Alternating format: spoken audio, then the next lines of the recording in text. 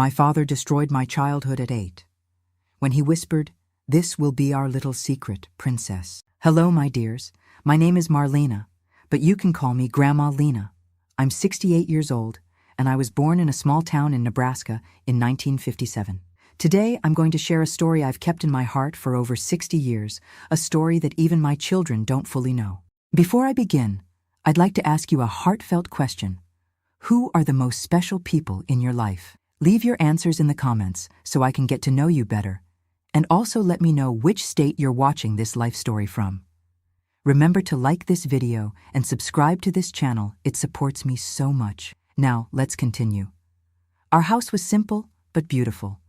It was in Oakwood neighborhood, a place that was full of hardworking families back then. My father, Anthony, was a mechanic with a small garage behind our house. My mother, Claire, worked as a seamstress, doing alterations and small repairs for the whole neighborhood. We were what people called a good family, the kind that goes to church every Sunday, keeps a clean house, and doesn't owe anyone anything. I was an only child. A gift from God, my mother always said.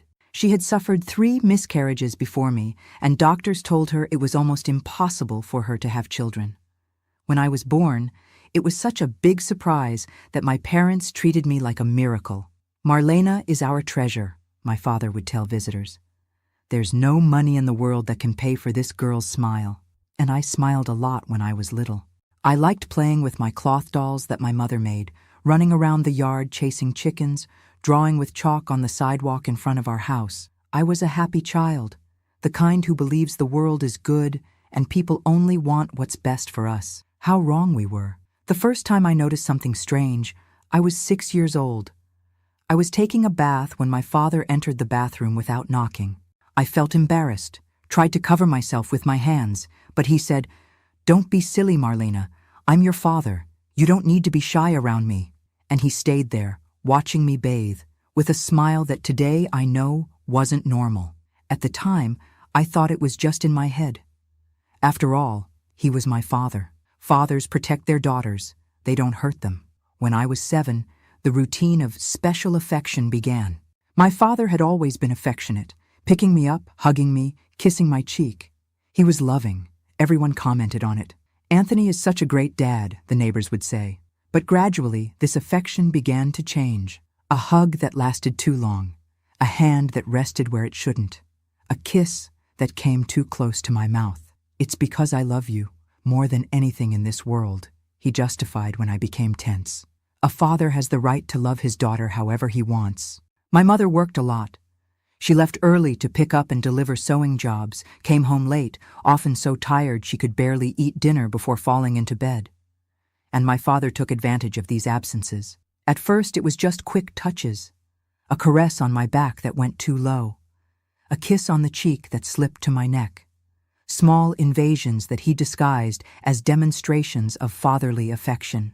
"Our little girl is getting so pretty," he would say as he ran his hand through my hair. "You're going to break a lot of hearts when you grow up." I didn't really understand what was happening. I only knew that it made me uncomfortable, with a knot in my stomach and the urge to run. But where to? It was my home. It was my father. The man who was supposed to protect me from harm. When I turned 8, things got worse. It was on a night in January, unusually cold for Springfield, Illinois, which was rare in that region. My mother had gone to bed early, complaining of back pain after a whole day bent over her sewing machine.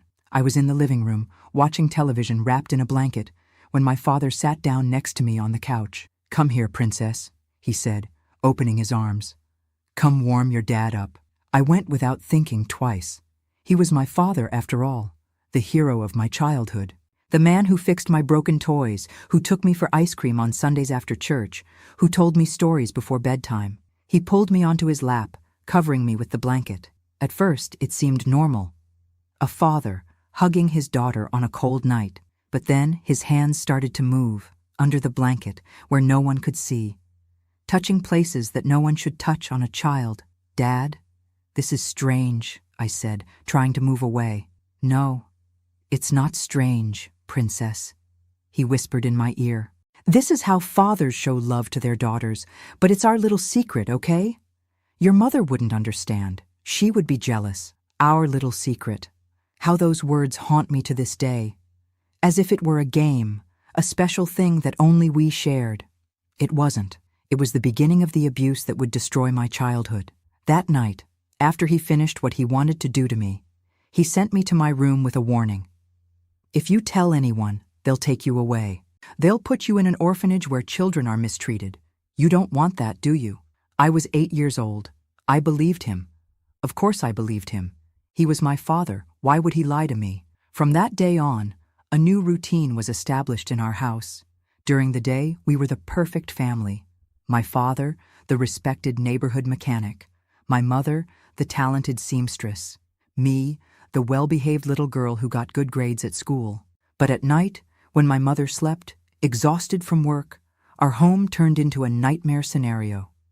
He would come to my room, always after making sure that my mother was sound asleep. He would open the door slowly, without making a sound. Sit on the edge of my bed. "Princess," he would whisper. "Time for our little secret." And I would pretend to be asleep. Pretend to be somewhere else. Pretend to be someone else. I would create entire worlds in my head, while he did what he wanted with my body. I imagined I was flying above the clouds, swimming at the bottom of the sea, running through fields of flowers. Anything to escape the reality of that dark room. At school, I began to change. The smiling, talkative Marlena started to disappear, giving way to a quiet girl with a distant look. My grades began to fall. I didn't want to play with the other children anymore. I preferred to be alone, drawing in corners, creating stories where girls like me were saved by guardian angels. "What's happening with you?" my teacher, Mrs. Wilson, asked one day. "You seem sad." I almost told her. I almost let our little secret slip. But then I remembered the threat, the orphanage, the mistreatment. And more, what would happen to my mother? She loved my father so much. How would she feel if she knew the truth? "Nothing, teacher," I replied. "I'm just tired." Tired. What a weak word to describe what I felt. I was exhausted. Exhausted from pretending. Exhausted from smiling when I wanted to cry. Exhausted from living two lives, the normal girl during the day, the victim at night. My mother also started to notice the changes. "Marlena, you're losing weight," she would say as she measured my waist for a new dress. "And those dark circles? Aren't you sleeping well?" If only she knew why. If only she could imagine what happened after she closed her eyes, overcome by the day's fatigue. But how could I tell her? How could I destroy our family? How could I make her see that the man she shared her bed with was a monster disguised as a loving father? So I lied. "I'm fine, Mom. I'm just studying a lot." The years went by and the abuse continued. From 8 to 12, I lived a double life. To the world, I was the daughter of Mr. Anthony and Mrs. Claire, a well-mannered girl who helped her mother with the sewing and did well in school, despite the ups and downs. At home, at night, I was the victim of a predator who should have been my protector. My friends, this part of the story is very difficult to tell. Sometimes I feel like the words get stuck in my throat even after so many decades. But I feel I need to share because I know there are many Marlenas out there, suffering in silence, thinking they're alone. They're not. I understand this pain. I went through it. And I'm here to say there is a way out. If you're watching from somewhere in the United States, tell me in the comments. It makes me feel less alone in this journey of sharing my story. And don't forget to leave a like, okay? It helps this grandma reach more people with this message. When I turned 12, something changed in the dynamics of our house. My mother started getting more sewing orders. A store downtown had contracted her services, which meant more money, but also more work. She spent entire days away from home, delivering and picking up jobs. "Take care of Marlena for me," she would ask my father before leaving. "Don't leave her alone." And he would reply, with that smile that gave me chills, "Don't worry, Claire, I'll take care of our princess like no one else." With my mother spending more time away, my father became bolder. He no longer waited for her to fall asleep to come to my room. Now, he approached me as soon as she left. In the bathroom, in the kitchen, in the living room. Any room in the house became the setting for my nightmare. "We're getting closer, aren't we, princess?" he would say as he touched me. "It's our special secret." I was no longer the innocent child who believed everything he said. At 12, I already understood that it was wrong. that fathers shouldn't touch their daughters that way, that this secret was actually a crime. But fear still paralyzed me. Fear of what would happen if I told. Fear of destroying our family. Fear that no one would believe me. My body began to change. I entered puberty, and that only made the situation worse. My father seemed fascinated by the changes, commenting on them in a way that made me want to disappear. "You're turning into a beautiful young lady," he would say, watching me change clothes through the crack in the door. "Soon, you'll be a woman." The word woman in his mouth sounded like a threat, as if he were counting the days for something worse to happen. And I was counting the days too, but for something else, to grow up, move out, escape that hell. At school, my science teacher explained about child abuse during a class. She talked about inappropriate touches, about adults who take advantage of children, about the importance of telling someone you trust if this happened. I sat frozen at my desk, feeling the blood drain from my face. It was as if she were describing my life, as if she knew my secret. After class, she called me over. "Marlena, are you okay? You turned so pale during the explanation." Again, I almost told her. The words were on the tip of my tongue. "My father has been abusing me since I was 8. Please help me." But then I thought about my mother, how hard she worked to maintain our home, how much she loved my father despite everything. "I'm fine, teacher. Just a little tired. Tired. Always the same excuse. Always the same lie." At 13, I began to resist. Not physically, I was still too afraid for that, but by creating barriers. I locked the bathroom door when I took a shower. I invented headaches when he tried to hug me. I slept with the light on, knowing he preferred darkness for his nightly visits. "You're different, princess," he commented, irritated, after I refused one of his special hugs. "You're pulling away from your father." "I'm growing up," I replied, trying to sound casual. "I'm not a child anymore." That seemed to make him even more irritated. "It doesn't matter how much you grow. You'll always be my little girl." The way he said "mine" gave me chills, as if I were property, an object he could use as he wished. It was during this time that I began to think about running away. I fantasized about catching a bus to Chicago, finding a job, starting a new life away from that house, from that man. But where would a 13-year-old girl go? Who would give a job, housing? I would end up on the streets, or worse, and my mother. How would she be without me? So I continued pretending, continued surviving, continued waiting for a miracle that seemed never to come. At 14, I met Lucy, a new neighbor who moved into the house next door. She was my age, but seemed older, smarter, more experienced. We quickly became friends, and for the first time in years, I felt I had someone I could trust. One afternoon, we were alone in her room, listening to records and talking about boys from school, when she asked me something that changed everything. "Marlena, why do you always get tense when your father comes near?" The question caught me off guard. I didn't know it was so obvious. I thought about denying it, about making up some excuse, but I was tired. So tired of carrying that secret alone. "Lucy, if I tell you something, do you promise not to tell anyone?" "Of course, we're friends." And I told her. For the first time, I let the words out. I told her about the touches, the night visits, the little secret. I told her how it had started when I was 8 and had never stopped. I told her about the fear, the shame, the confusion. Lucy turned pale. Tears streamed down her face as I spoke. When I finished, she hugged me so tightly I could barely breathe. "Marlena, this is abuse," she said, her voice trembling. "Your father, he's a monster. You need to tell your mother." "I can't," I replied, crying too. "She loves him. It would destroy our family." "He's already destroying you," Lucy argued.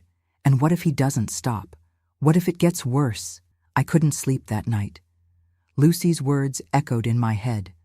What if it gets worse? What could be worse than what was already happening? The answer came faster than I could imagine. The conversation with Lucy planted a seed of courage inside me, but fear was still greater. I had just turned 14, and to my despair, my body was developing in a way that attracted even more of my father's sick attention. He couldn't take his eyes off me when I walked around the house, always with that look that made me feel dirty, as if he were undressing me with his eyes. "Marlena, you're looking so much like your mother when she was young. he would comment in front of visitors, putting his arm around my shoulders in a way that seemed innocent to those watching from the outside. So beautiful, but much prettier. My mother would smile, thinking it was a compliment. Little did she know what those words really meant, what happened when she wasn't looking. The way his hand squeezed my shoulder, went down my back when no one was paying attention. The abuse became more frequent and more intense. If before he waited for my mother to fall asleep, now he took advantage of any moment we were alone. In the morning, before she woke up. During the day, when she went out to deliver sewing. At night, pretending he was saying good night to me. "Princess, you're getting more beautiful every day," he would whisper, coming into my room at night. "You know how special you are to your dad, don't you?" I would close my eyes and try to transport myself somewhere else, as I always did.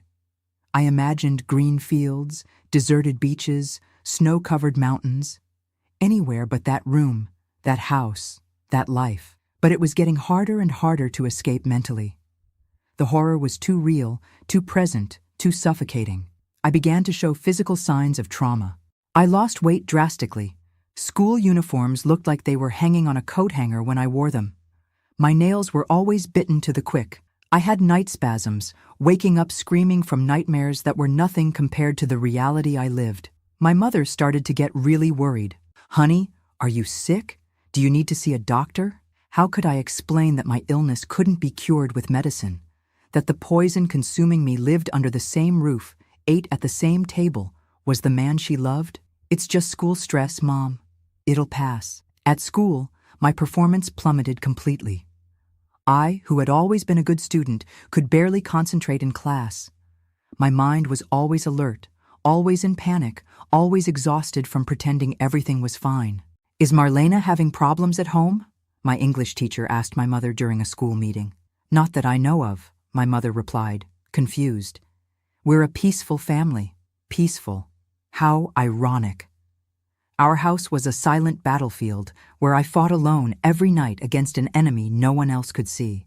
At 15, the nightmare intensified.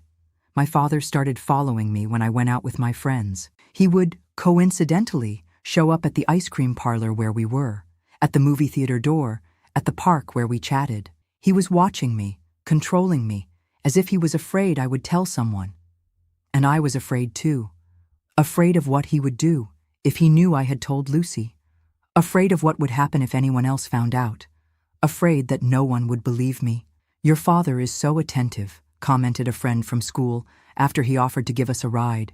"Always worried about you." If only she knew the true nature of that concern. If only she could see through that mask of a loving father. It was around this time that he started giving me gifts in exchange for the abuse. A new blouse I had commented on in the window display. A pair of shoes that all the girls at school were wearing. A silver bracelet on my birthday. "It's our little secret," he would say, handing me the package after another night of horror. "Your mother doesn't need to know how much it cost." I hated those gifts. Each one was an invisible chain that bound me even more to silence, that transformed me into an accomplice of my own abuse. But I accepted them, because what else could I do? In 1973, when I was almost 16, a family tragedy brought a temporary change to our routine. My maternal grandmother suffered a stroke and needed constant care. My mother decided to spend 2 weeks at her house in Cedar Falls to help. "Will you be okay with your father?" she asked, worried about leaving me. I wanted to scream, "No, take me with you. Don't leave me alone with him." But I just smiled and said, "Of course, Mom. Everything will be fine." Those 2 weeks were the longest of my life.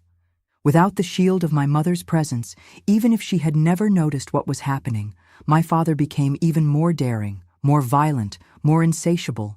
"Now it's just the two of us, Princess," he said on the first night after my mother traveled. "You don't have to pretend anymore.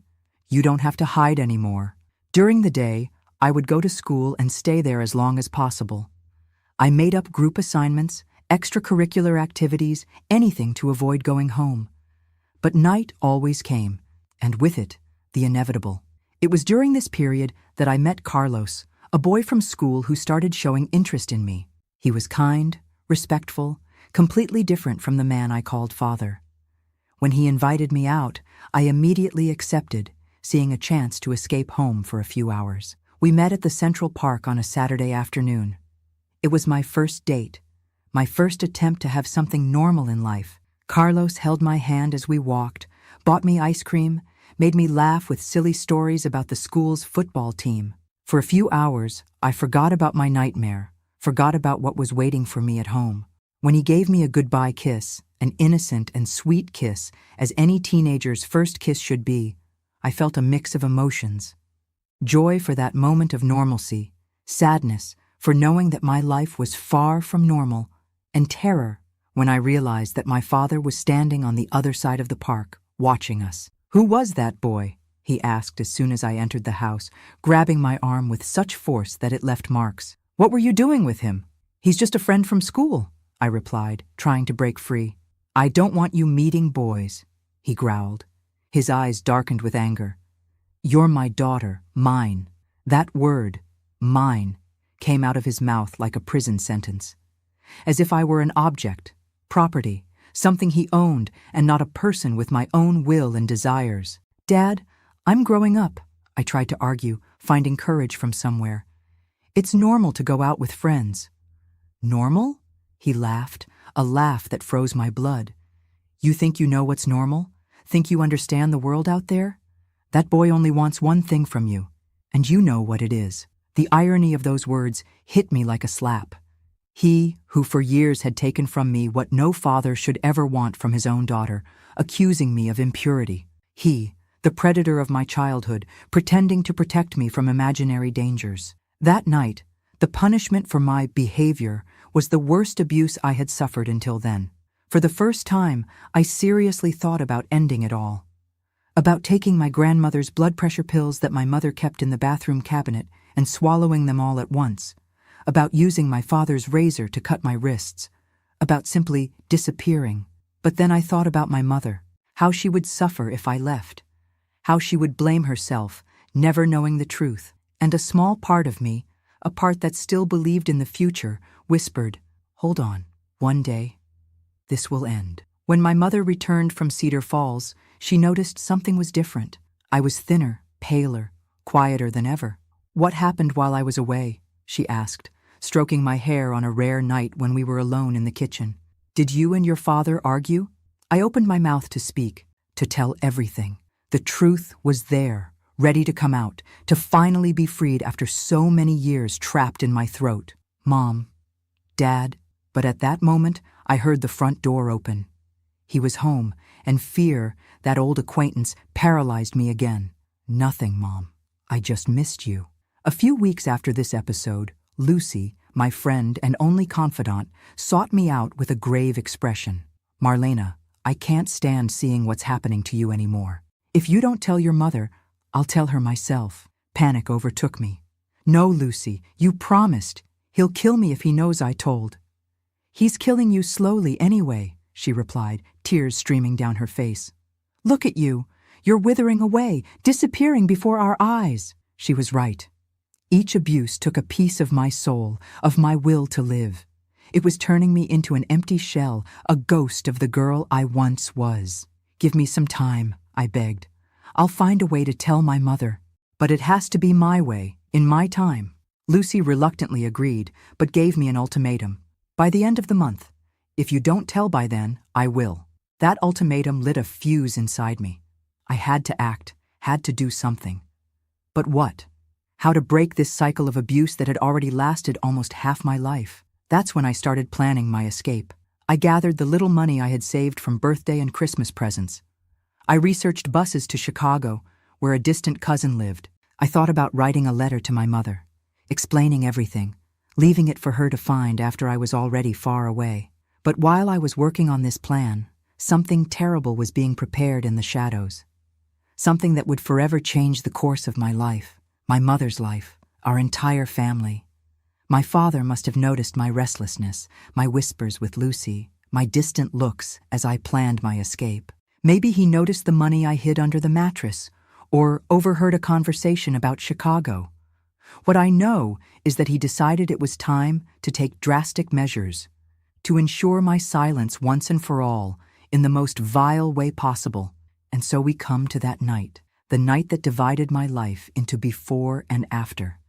The night that, even after more than 50 years, still makes me wake up screaming in the darkest hours. It was a Friday, August 10th, 1973. I'll never forget that date. It's engraved in my soul like a scar that never completely disappears. I had just turned 16 the previous month.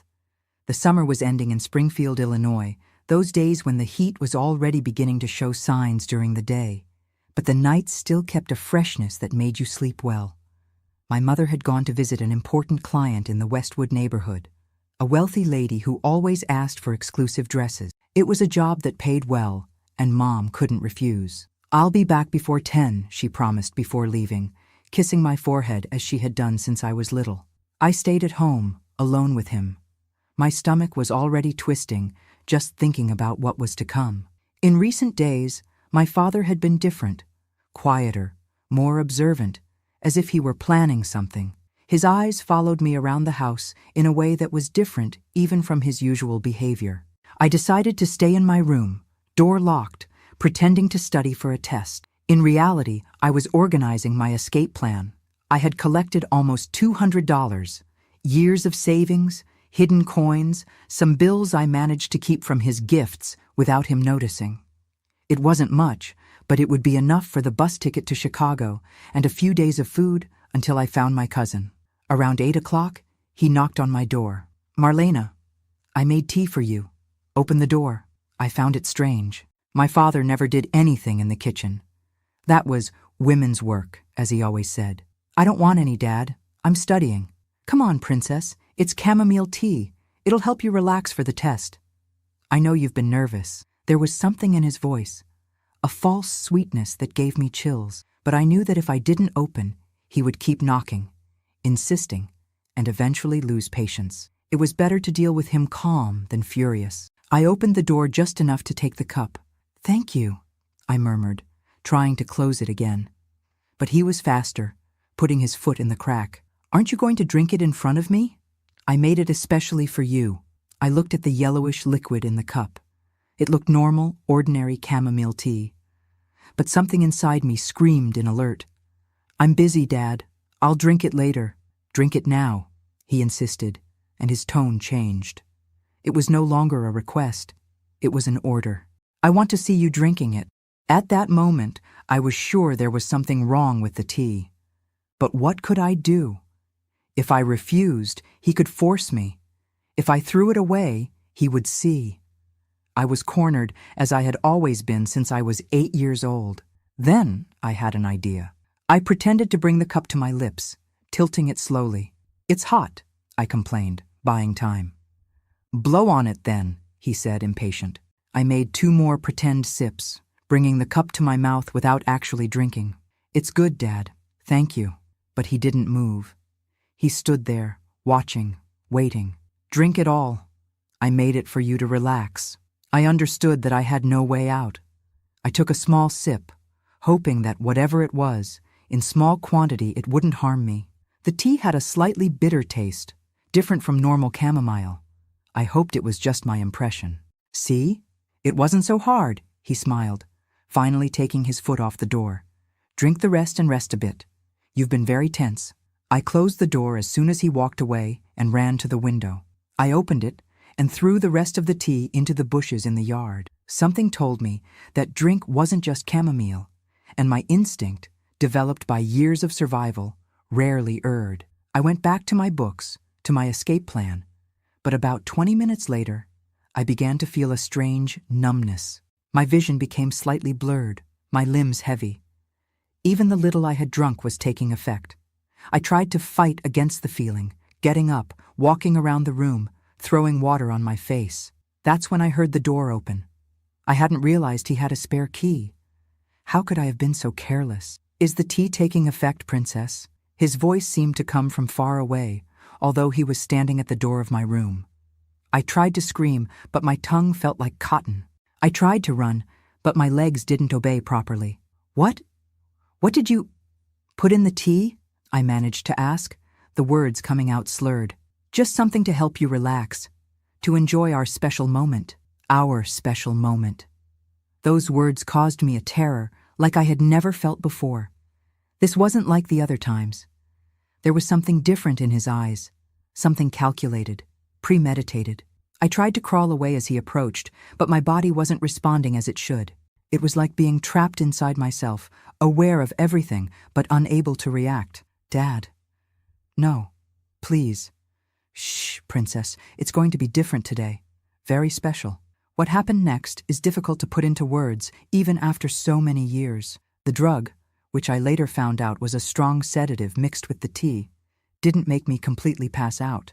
I was in a state of semi-consciousness, able to understand everything that was happening, but unable to react, to fight, to flee. It was like being trapped in a nightmare where you try to scream, but no sound comes out. Try to run, but your legs don't move.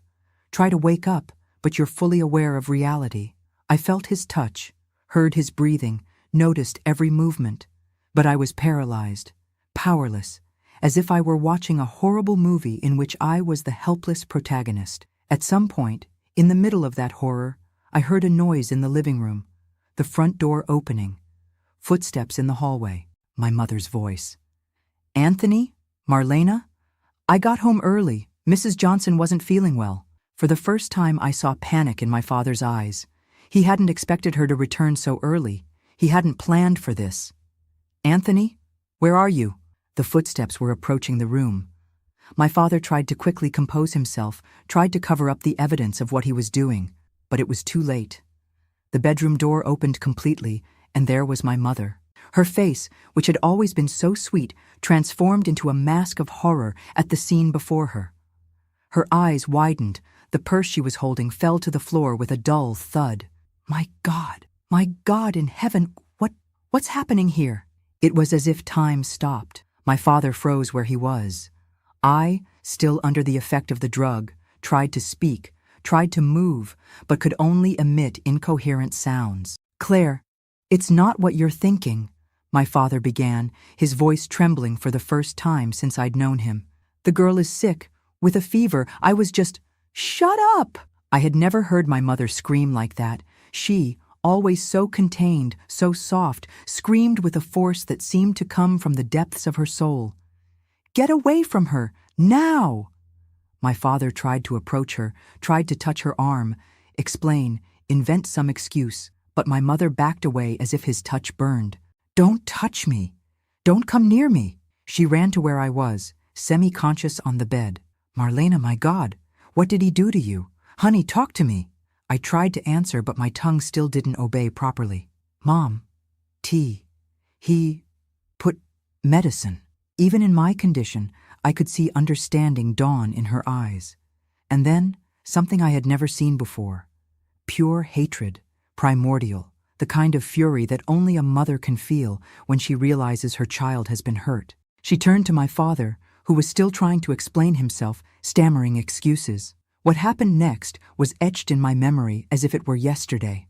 My mother, that small and delicate woman, flew at him with the force of a lioness. She beat his chest with her fists, scratching, screaming words I had never heard come from her mouth. Monster! Demon! How could you? Your own daughter! My father, caught by surprise, backed up until he hit the wall. I had never seen fear in his eyes before, but at that moment he was terrified. For the first time, he wasn't in control. Claire, you're crazy! You're going to kill me! He shouted as my mother continued her assault. That's the idea, she screamed back. Even in my drugged state, I understood what was happening. My mother could kill my father right then, and she would go to prison for it. Our lives, already shattered, would be completely destroyed. Gathering all the strength I could find, I dragged myself to the edge of the bed and shouted, my voice still slurred from the drug, Mom, stop! He's not worth it. Something in my cry made her pause. She looked at me, then at the scissors in her hand covered with his blood, and then at her own apron, also stained red. My God, what am I doing? Taking advantage of this moment of hesitation, my father ran to the front door. I heard his hurried footsteps, the door opening and closing forcefully. He had fled. My mother dropped the scissors and ran to me, hugging me, crying like I'd never seen before. Daughter, forgive me. Forgive me for not noticing. How could I be so blind? How did I not see what was happening in my own home? I finally managed to hug her back, my arms regaining some movement. It wasn't your fault, Mom. Yes, it was. It was my duty to protect you. And I failed. I failed terribly. We embraced and cried together, two broken hearts trying to comfort each other in the middle of a nightmare. When I finally recovered enough from the drug's effect to speak clearly, I told her everything. From the first inappropriate touch when I was 8 years old to that night, every abuse, every threat, every manipulation, it was like releasing 8 years of stored poison, of corrosive secrets. My mother listened to everything in silence, tears streaming down her face, occasionally nodding, holding my hands tightly. Why didn't you tell me before, honey? I was afraid. Afraid you wouldn't believe me. Afraid of destroying our family. What family? She asked, her voice bitter. A family built on lies and pain isn't a family. It's a prison. That same night she called the police. When the officers arrived, she told them everything she had seen, everything I had revealed. They took our statements, looking around with serious expressions. "Ma'am, you attacked your husband with a deadly weapon," said one of the officers. "That's attempted homicide." "It was self-defense," my mother replied without hesitation. "He was drugging and abusing my daughter. I would do it again if I had to." The other officer, older and with a kinder demeanor, nodded. "We'll record it as defense of a minor in a flagrant situation, but we need to take the girl to the hospital for tests." The hospital was another ordeal. Invasive exams, embarrassing questions, looks of pity and judgment. But the important thing is that they confirmed the presence of sedatives in my system and evidence of prolonged abuse. My father didn't return home that night, or the next. In fact, he fled Springfield, trying to escape justice and shame. But he wouldn't get far. That night changed everything. The secret had been exposed, the mask torn off, the monster revealed. And although the pain was immense, although the road ahead seemed frightening and uncertain, for the first time in 8 years, I felt I could breathe. The nightmare wasn't over. In fact, in many ways, it was just beginning. But now I wasn't alone anymore. I had my mother by my side, ready to fight with me, to protect me as she always should have. And that made all the difference in the world. The days following that night were like walking a tightrope over an abyss. Everything we knew as family, as life, had collapsed, and we were trying to find balance amid the rubble. My mother didn't leave my side for a single second during that first week. She slept in the same bed as me, accompanied me to the bathroom, waited at the school gate when classes ended. It was as if she was trying to make up in days for what she hadn't noticed in years. "I won't fail you again," she repeated, holding my hands in hers. "Never again." The news spread through the neighborhood like wildfire. The neighbors, who used to smile and wave, now closed their curtains when we passed by. Some, especially the older ones, looked at my mother with disapproval, as if she had betrayed her husband by reporting him, not the other way around. "Don't look at them," my mother would say when she noticed my discomfort with the stairs. "They know nothing. They haven't lived what we've lived." My father was found 3 days later in Peoria, a city about 75 miles from Springfield. He was hiding at a cousin's house, planning to flee to Indiana. The police arrested him without resistance. According to the report, he seemed resigned, as if he knew he couldn't escape forever. When I heard about the arrest, I felt a confusing mix of emotions. Relief knowing he couldn't hurt me anymore. Anger for all the years of abuse. Sadness for what could have been and never was. And as strange as it seems, a tiny bit of guilt. That irrational guilt that victims carry, as if somehow they were responsible for their own suffering. "You have no blame for anything," Lucy would tell me whenever she noticed this feeling in me. "He was the adult. He was your father. All the blame is his." The legal process began in September 1973. It was one of the first child abuse cases to gain visibility in Springfield, a city where such things were usually swept under the rug, treated as family problems that should stay behind closed doors. What surprises Brazilians in the USA?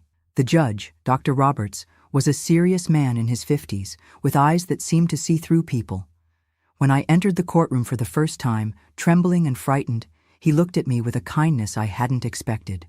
"I know it's difficult to be here," he said, his voice calm and measured. "But you're doing the right thing. You're protecting not only yourself, but other children who could be victims in the future." I had never thought of it that way. That my pain could, somehow, prevent the pain of others. That my voice, silenced for so long, could now make a difference. I had to testify several times during the trial. Tell and retell every detail of the abuse, from the first inappropriate touches to that last night. It was like reliving the trauma repeatedly, ripping bandages off wounds that had barely begun to heal. My father's lawyer, Mr. Peterson, was a thin man with small, voracious eyes. His strategy was clear from the beginning. Discredit me, insinuate that I was making up stories, suggest that I was a troubled teenager wanting attention. "Don't you find it strange that you never told anyone in all these years?" he would ask, his voice loaded with forced disbelief. "Not your mother? Not teachers? Not doctors?" "I told my friend Lucy," I replied, my voice trembling but determined. "And he threatened me, said no one would believe me." "Just as no one should believe now," he insinuated, provoking immediate protests from the prosecutor and a severe reprimand from the judge. My mother suffered as much as I did during the trial. Besides dealing with the crushing guilt of not having noticed the abuse, she had to face accusations of having attacked my father with scissors. "Don't you think you reacted excessively?" asked the defense attorney. "After all, you could have called the police instead of trying to take justice into your own hands." "When I saw that man, my husband, abusing my drugged daughter," she replied, without looking away, "I saw nothing but red. I didn't think, I just acted." Any mother would have done the same. The trial dragged on for almost 6 months. 6 months of coming and going to the courthouse, of painful testimonies, of invasive questions, of looks of pity and judgment. 6 months in which I had to relive the worst period of my life, under the scrutiny of strangers. School became a minefield. Some classmates kept their distance, as if abuse was contagious. Others whispered in the hallways when I passed by. There were even those who said I had provoked my own father, that I had asked for it somehow. "Don't listen to them," Lucy would say, my faithful shield in the midst of the storm. "They're ignorant. They don't know what they're talking about." But the words hurt anyway. Each whisper, each look, each muffled laugh was like salt in open wounds. The teachers tried to help in their own way. Some were too kind, treating me as if I were made of crystal, about to break at any moment. Others pretended nothing had happened, in a clumsy attempt at normalcy. The principal, Mrs. Johnson, called me to her office one day and said something I've never forgotten. "Marlena, what happened to you was terrible, but it doesn't define who you are or who you will become. Remember that." In the midst of all this, my mother and I had to reinvent our lives from scratch. The mechanic shop that my father maintained behind our house was our main source of income. With him in jail, we were left with only her sewing work, which barely paid the bills. "I'll need to work more," she said, deep dark circles marking her once vibrant face. "I'll take more orders, work longer shifts. I can get a job after school," I suggested, wanting to ease her burden. "No," she was firm. "Your only obligation now is to study and heal. Let me take care of the rest." And so she did. She would wake up at 5 in the morning, sew until it was time to take me to school, then continue until late at night. Gradually, her clientele increased. Doctors' wives, lawyers' wives, women from Springfield society who admired her work and, in some cases, her courage. "Your mother is a warrior," said Mrs. Olson, one of her oldest clients, when she came to pick up a dress at our house. "Not every woman stands up to her husband and society to protect her daughter." In December 1973, the sentence finally came. My father was sentenced to 12 years in prison for statutory rape and other related crimes. The judge made a point of emphasizing the seriousness of the case and the abuse of trust involved. Brazil: history, map, culture, population, and facts. Britannica: society entrusts parents with the most sacred of missions to protect and educate their children, said Judge Roberts in reading the sentence. When that trust is broken in the vilest way possible, justice must be rigorous and exemplary. When we left the courthouse that day, I felt as if an enormous weight had been lifted from my shoulders. He was in prison. He could no longer hurt me. Justice had been done, at least on paper, but the healing journey was just beginning. At the suggestion of the social worker who followed our case, I began therapy with Dr. Martha, a psychologist specializing in childhood trauma. At first, it was difficult to talk. The words got stuck in my throat. The feelings were too nebulous to be translated into coherent sentences. "There's no need to rush," Dr. Martha would tell me, with that calm voice that became my safe harbor. "Healing is not a straight line. There are good days and bad days. The important thing is to move forward, one step at a time, one step at a time." That became my mantra in the months that followed. When nightmares woke me in the middle of the night, sweating cold and screaming. When panic attacks left me breathless in the middle of class. When the mere sight of a man who resembled my father made me freeze in terror. One step at a time. My mother also started therapy. Guilt was consuming her, turning her black hair into gray strands almost overnight. She blamed herself for not noticing, for not protecting me, for bringing that man into our lives. "It was never your fault," I would repeat, in a role reversal where the daughter tried to comfort the mother. "You didn't know. And when you found out, you did everything right." In January 1974, we made a difficult but necessary decision to sell our house. Those walls held too many memories, too much pain. Each room was a trigger, each corner a reminder of what had happened there. We got a good price. Ironically, the scandal had increased the property's value in the eyes of morbid buyers. With the money, we rented a small apartment on the other side of town, near downtown, where no one knew us, where we could start over without the weight of stares and whispers. The move was like a purification ritual.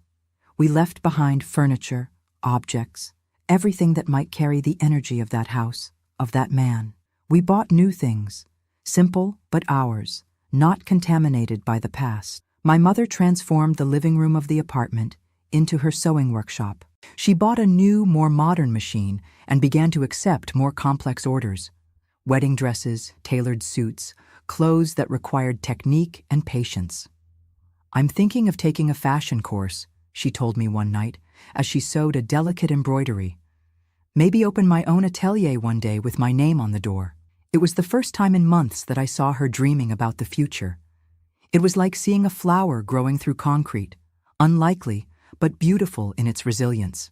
I also began to rebuild myself piece by piece. I went back to drawing, a hobby I had abandoned during the years of abuse. I started writing in a diary, pouring onto the pages feelings I still couldn't fully verbalize. School continued to be a challenge, but I found refuge in the library. Among books, no one looked at me strangely or whispered behind my back. There, I could lose myself in other lives, other stories, temporarily escape my own reality. It was in the library that I met Robert, the new literature teacher. Recently graduated, full of innovative ideas, he organized a book club that quickly became my favorite moment of the week. "You have a very interesting critical eye," he told me after a discussion about Mark Twain. "Have you ever thought about studying literature?"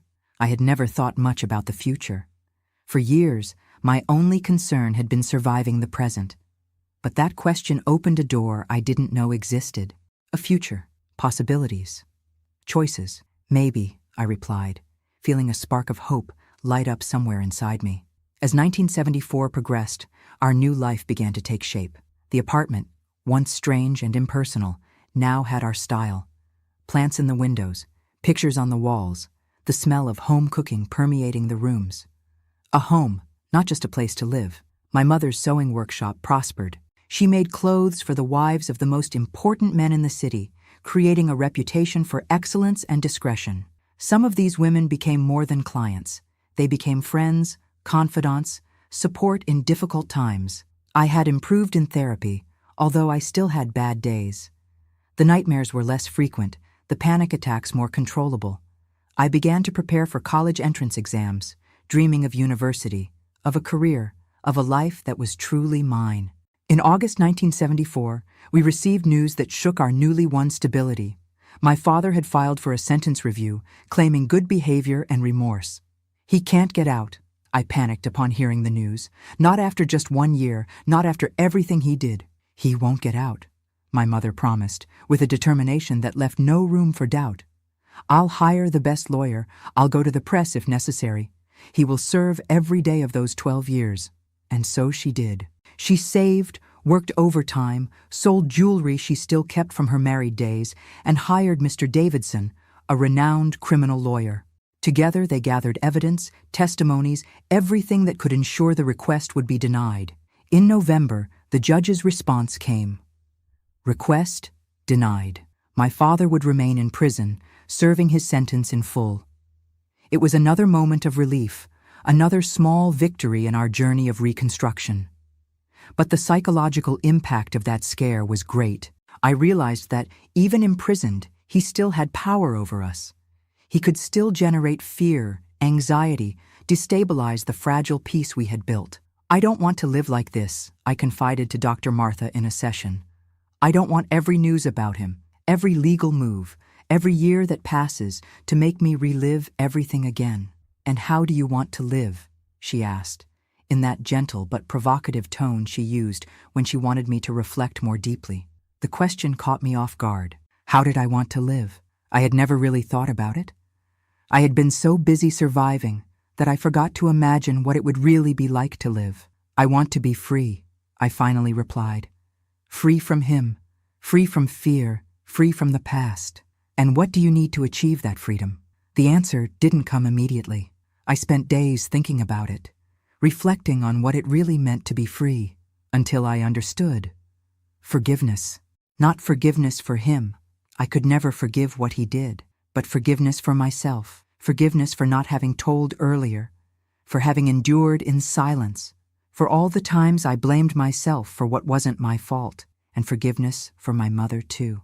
Genuine forgiveness, not just empty words to make her feel better. Forgiveness for not seeing, for not noticing, for bringing that man into our lives. This was the most difficult step in my healing journey. More difficult than the testimonies, than the sleepless nights, than the looks of pity. Forgiving required a strength I wasn't sure I possessed. But I tried. Day after day I tried. And gradually, I felt the burden getting lighter, the chains loosening, the air entering my lungs more easily. At Christmas 1974, my mother and I celebrated together in our small apartment. It was our first truly our own celebration, without shadows of the past hovering over us. We prepared a simple but love-filled dinner, decorated a small tree with handmade ornaments, exchanged modest but meaningful gifts. To new beginnings, she toasted at midnight, raising a glass of cider. To new beginnings, I repeated, feeling for the first time that this was really possible. The year 1975 dawned with a promise of novelties. I would turn 18 in July, finish high school in December, take the entrance exams for literature. My mother would start her technical fashion course, expand the workshop, maybe hire an assistant. We were rebuilding our lives, piece by piece, day by day. The road was still long, the challenges still many, but for the first time since that fateful night of August 1973, we looked forward with hope instead of fear. And that, perhaps, was our greatest victory. The following years were of reconstruction and discoveries. In July 1975, I turned 18, officially an adult before the law, although I had already felt aged inside for a long time. My mother organized a small party in our apartment with only a few close friends and her dearest clients. A toast to my daughter, she said, raising a glass of cheap wine, which in that moment seemed like the finest champagne, the bravest woman I've ever known. I cried upon hearing those words. I had never considered myself brave, just a survivor doing what I needed to move forward. But that night, surrounded by people who truly loved me, I began to see my own strength. The college entrance exams came in December, as planned. I studied like never before, turning books into refuge, knowledge into a shield. On the morning of the test, my mother hugged me at the campus gate. "The result doesn't matter," she whispered in my ear. "We've already won much harder battles than this." She was right, of course. After everything we had been through, a test was just that, a test. I entered that room with the serenity of someone who had already faced their worst demons and survived to tell the story. When the results came out in February 1976, my name was on the list of those approved for the literature course at the State University. My mother framed the page of the newspaper with the list and hung it on the living room wall next to her certificate from the technical fashion course she had completed the previous month. "Look at us," she said, admiring our small trophies. "Who would have thought, huh? Who would have thought, indeed?" In less than 3 years, we had transformed a tragedy into momentum to grow. The abuse had not been erased. It never would be. But it was no longer the only thing that defined our lives. College revealed itself to be a new and fascinating world. I fell in love with American literature classes, with heated debates about linguistics, with poetry circles that happened in the campus gardens. For the first time since childhood, I felt genuine pleasure in being alive, in learning, in dreaming. It was in the second semester that I met Edward. He was studying law on the same campus, a tall young man with glasses and a gentle smile who attended the same literature study group as me. We started as colleagues, talking about books and movies, sharing opinions about professors, discussing the classics we both loved. "You have a special way of analyzing female characters," he commented one day after I presented a paper on Hester Prynne. "As if you could see layers that no one else sees." I smiled without answering. Of course I saw invisible layers to others.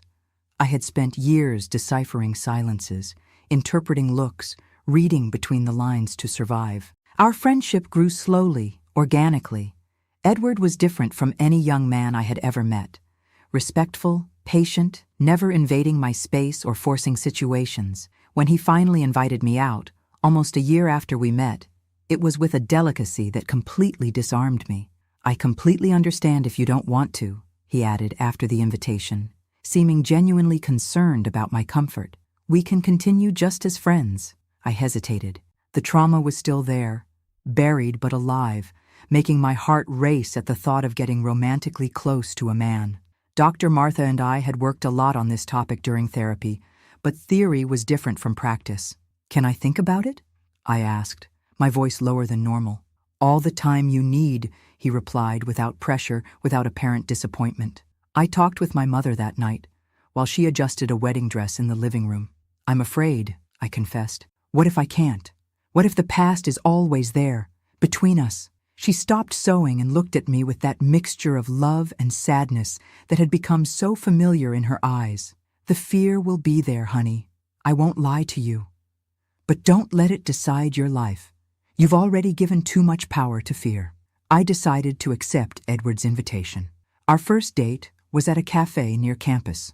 A public, busy, safe place. We talked about literature, about our families. I only mentioned that my parents were separated, about our professional dreams. "I want to be a teacher," I revealed, surprising myself with the clarity of this desire. "Help children discover worlds through books." "You would be an amazing teacher," he said, and there was sincerity in his voice. "I want to be a criminal lawyer. Defend those who can't defend themselves." Something in those words touched a sensitive chord in me. I remembered Mr. Davidson, the lawyer who had helped us keep my father in prison. How his work had been fundamental to our safety, our peace of mind. Our relationship evolved at the pace I could handle. Edward never pressured me, never demanded more than I was ready to give. When I told him about my past, almost a year after we started dating, he cried with me, held my hands, promised he would never hurt me. "You're the strongest person I've ever met," he said, echoing without knowing my mother's words. "And if you allow me, I want to spend the rest of my life helping to heal these wounds." In 1979, news shook our fragile sense of security.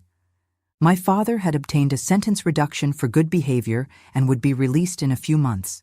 The news hit me like a punch to the stomach. The nightmares, which had considerably diminished, returned full force. "He can't find us," I told my mother in panic. "He can't know where we are." Edward, already graduated and working in a law firm, helped us get a restraining order. My father could not approach us, could not try to contact us, could not even stay in the same city. "It's the most the law allows," Edward explained, frustrated with the system's limitations. "But I'll make sure it's strictly enforced." It was in this moment of crisis that Edward proposed to me. Not in a traditional romantic way, with candlelight dinner and a ring in a champagne flute. It was on a common afternoon, while we were researching legal ways to protect ourselves. "Marry me," he said simply, Not out of fear, not for protection, but because I want to build a life with you. A life where the past doesn't define the future. I looked at this man who had entered my life so unexpectedly, who had been patient and respectful, who never treated me as a victim or as damaged, and for the first time, I allowed myself to imagine a truly happy future. Yes, I answered, tears flowing freely. I want to build that future with you. We married in a simple ceremony in January 1980. Only close friends, some colleagues from my mother's workshop, professors from college who had become important mentors. I wore a dress made by my mother, of course, her most precious gift, on which she worked for months, sewing not only fabric, but hopes and blessings into every stitch. Be happy, my daughter, she said while adjusting my veil. Be so happy that the past seems just a distant nightmare. Our apartment was in Chicago, where Edward had secured a position at a large law firm specializing in human rights. Leaving Springfield was painful. It meant separating from my mother for the first time, but she insisted it was the best path. I'll visit you often, she promised, and you'll have your own life, your own space. That's how it should be. The first months of marriage were a constant learning experience, learning to trust, to lower my guard, to accept love without fear. Edward was my partner in this journey, respecting my limits, celebrating each small victory over trauma. I got my first job as a teacher at an elementary school in the Chicago suburbs. Children from humble families, many with life stories as difficult as or more difficult than mine. I found purpose there, using my own scars to recognize silenced pains, to offer the support that I myself had taken so long to find. In 1982, I discovered I was pregnant. The news brought a storm of contradictory emotions: joy, fear, hope, terror. What if I didn't know how to be a mother? What if my past interfered with how I would raise my child? You'll be a wonderful mother precisely because of your past, not despite it, Edward assured me, holding my trembling hands. You know, more than anyone, the importance of protecting, respecting, loving unconditionally. My mother came to live with us in the last months of pregnancy. Her workshop in Springfield had prospered to the point where she could leave it in the care of her assistants for a few months. Her presence was a balm for my insecurities. I'm so afraid of failing as a mother, I confessed one night, caressing my huge belly.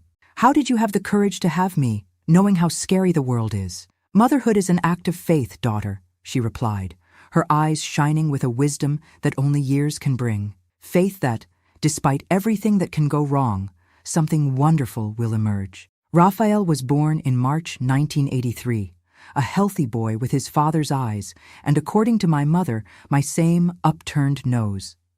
The moment I placed him in my arms, something healed inside me.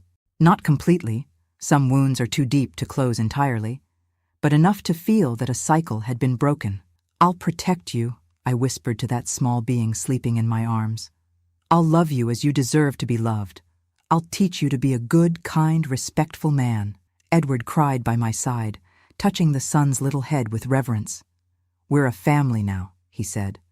A family built on love, not on fear. 2 years later, in 1985, our family grew with the arrival of Julia, a girl with dark curls and a smile that lit up the entire room. My heart, which had already expanded with Raphael's birth, seemed like it wouldn't fit in my chest anymore. I then decided that my greatest mission would be to raise my children. I quit my job at the school, opting to be a full-time mother. It wasn't an easy decision.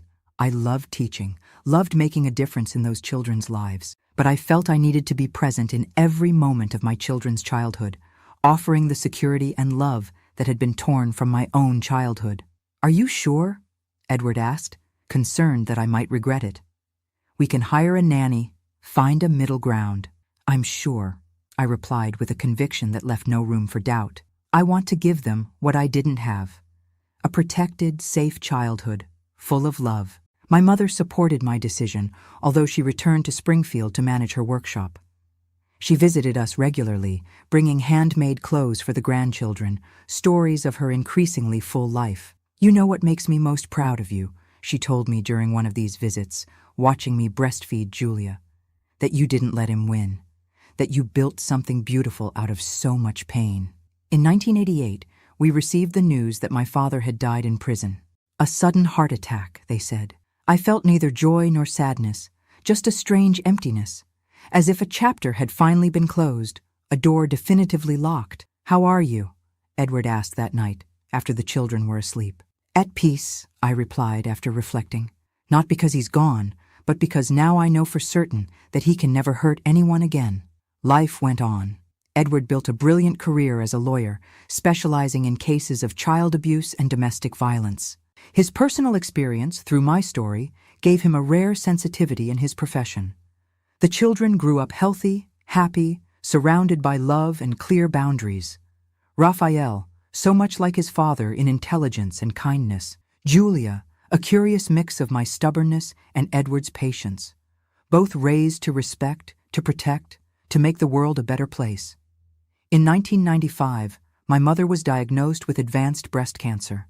The news fell like a bomb in our lives. She, who had been my pillar of strength, my savior, my best friend, now needed me. "Come to Chicago," I begged on the phone. "The best doctors are here. We can take care of you." "I'm too old to start over, honey," she replied, her voice weak but determined. "I prefer to stay in my little corner, surrounded by what I've built." I respected her decision, though with a broken heart.